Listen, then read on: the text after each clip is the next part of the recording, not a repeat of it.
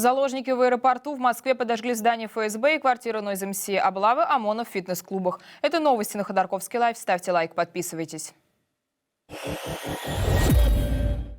Мужчина с ножом взял заложников в аэропорту в Казахстане. Я все говорю. Положь оружие. Оружие положь.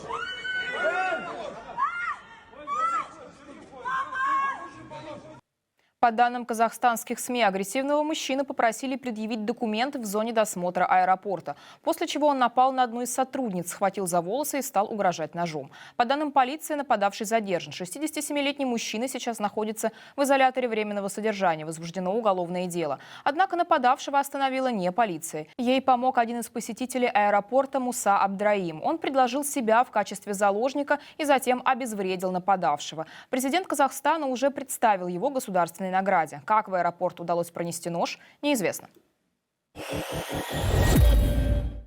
В Москве студент поджег дверь здания ФСБ на Лубянке. По данным близкого к силовикам телеграм-канала «База», это сделал 17-летний Никита П. Он мог действовать по заданию мошенников. Дверь молодой человек поджег с помощью горючей жидкости, которую он принес в пластиковой бутылке. Никто не пострадал. Поджигатель уже задержан.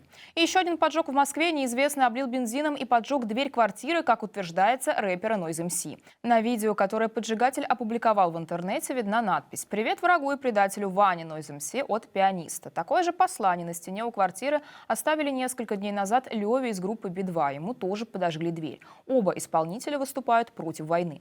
Издание «Известия» поговорило с организатором поджога. Он заявил, что поводом стало выступление Нойза Ивана Алексеева в футболке с надписью «Азов» в прошлом году. Организатор посчитал, что это символика украинского батальона, но на самом деле на футболке изображен поезд «Азов», который ранее ходил между Киевом и Мариуполем. Сам рэпер происшествие не комментировал.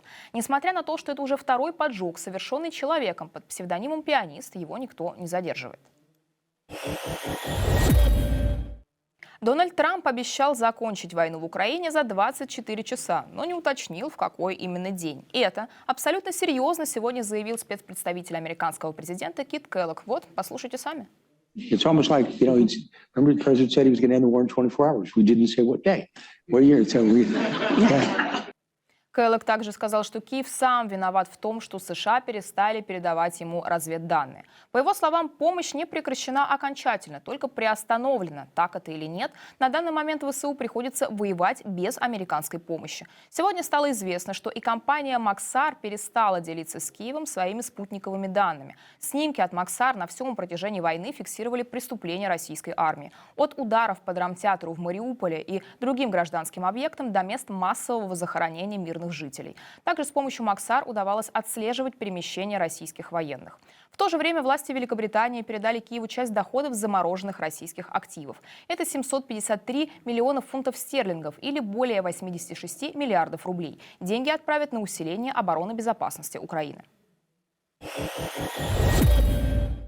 В России будут судить посмертно Андрея Котова, которого подозревали в организации гей-туров. Андрей Котов, директор турфирмы Man Travel, был задержан в ноябре прошлого года. Видео задержания выложили все телеграм-каналы, связанные с силовиками. Котова отправили в СИЗО, где поместили в карцер, а в декабре его нашли мертвым в камере. Следователь заявил адвокату, что мужчина покончил с собой. При этом, как сообщила сегодня защитница Котова Лейсан Манапова, следствие не прекратило дело и планирует передать его в суд. При этом СК начало проверку сотрудников СИН на доведение Котова до самоубийства. ОМОН устроил облаву в фитнес-клубе в Нижневартовске. Фотографии из клуба появились в сети вчера вечером. Местные телеграм-каналы писали, что силовики выборочно проверяли документы у посетителей. Полицейские искали мигрантов. По итогу рейда они заявили, что нашли 8 нарушений миграционного законодательства. Проверки прошли в других городах региона. Ранее силовики пришли в детский спортивный клуб в Краснодаре и уложили подростков и их родителей лицами в пол, также в поисках мигрантов. Новое уголовное дело за танец поблизости от воинского мемориала. СК во Владимирской области завел дело на жительницу Мурома за то, что она записала видео с танцем в белье неподалеку от памятника. Женщина опубликовала видео в соцсети ВКонтакте 3 дня назад. Теперь ее обвиняют в осквернении символов воинской славы России. Ролик снят рядом с памятником погибшим солдатам Великой Отечественной войны и старого артиллерийского орудия на площади Победы. Центробанк продлил ограничения на снятие наличной иностранной валюты. Запрет будет действовать до 9 сентября 2025 года. Ранее по истечению сроков запрет снова продлевали. По решению ЦБ с открытых до 9 марта 2022 года счетов можно снять не более 10 тысяч долларов или эквивалентную сумму в евро. Причина санкций, согласно данным сайта ЦБ, из-за них российские финансовые институты не могут приобретать наличную валюту западных стран. И это все главные новости к этому часу. Друзья, не забывайте ставить лайк нашим роликам, так их увидит больше людей. Также подписывайтесь на нас в Ютубе и подписывайтесь на нас в Телеграме. Так мы сможем остаться с вами на связи даже в случае полной блокировки YouTube в России. В студии для вас сегодня работала Екатерина Воропай. Берегите себя и до встречи.